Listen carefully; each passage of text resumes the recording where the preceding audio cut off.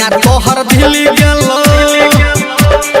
सैया तोहर दिल्ली गेलो छोड़ के गई तोरा सैया तोहर दिल्ली गेलो छोड़ के गई तोरा तबे पटाले कोनो डीजे वाला छौरा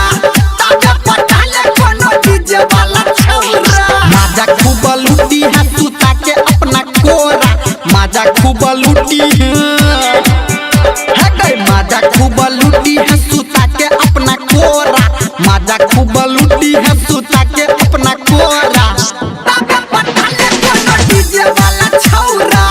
तबे पटाले कोनो डीजे वाला छौरा डीजे सोनू कुशवाहा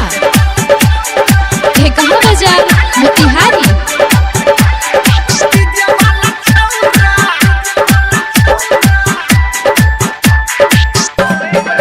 लहरा जवानी के नहीं है तो भरा दास गई भातारा से ज्यादा यार रहत हूँ पास गए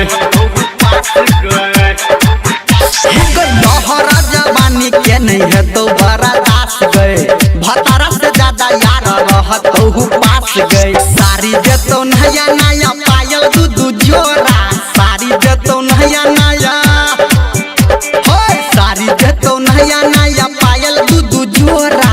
सारी देतो नया नया पायल दू जोरा तबे पटाले कोनो डीजे वाला छौरा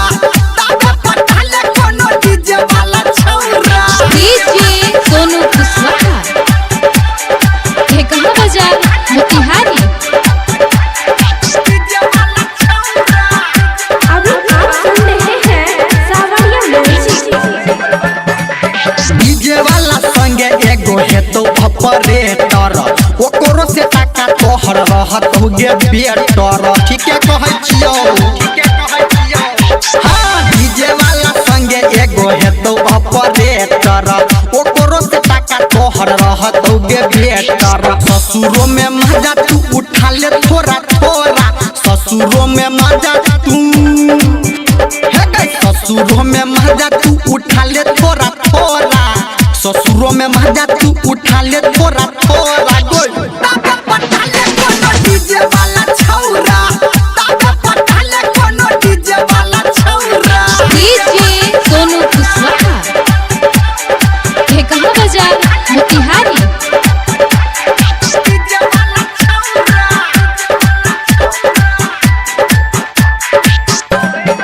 ज्यादा हम तोरा से नहीं करब बहस गए धर्मेंद्र के देख एना नहीं तू हंस गए कह दै छियो हे गए ज्यादा हम तोरा से नहीं करब बहस गए धर्मेंद्र के देख एना नहीं तू हंस गए डीजे संजय गौतम जी ही करे छौनी होरा डीजे संजय गौतम जी हे गे सुनना डीजे संजय गौतम जी ही करे छौनी होरा डीजे संजय गौतम जी करे छौनी होरा